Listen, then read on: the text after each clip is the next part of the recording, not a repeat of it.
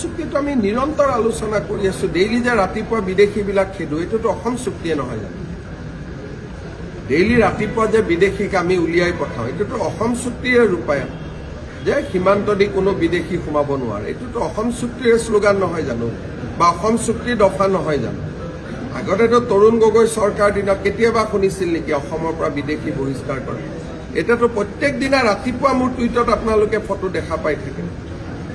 কংগ্ৰেছৰ 15 বছৰত এজন বিদেশী খেদাৰো উদাহৰণ আছে, যে এজনক সীমা পাৰ কৰাই দিম।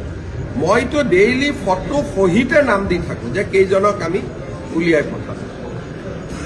আজি 15 বছৰতো অসমীয়া মানুহে ভাবিবই পৰা নাছিল যে বিদেশী অসমত সোমোৱাৰ পিছত খেদিব পাৰি, মেক্সিমাম জেলত থৈ পিছত জামিন লৈ ভাৰতীয় হৈ যায়। আমিতো পুৰা সীমান্ত পাৰ কৰাই পঠিয়াই আছো, নাই পঠোৱা।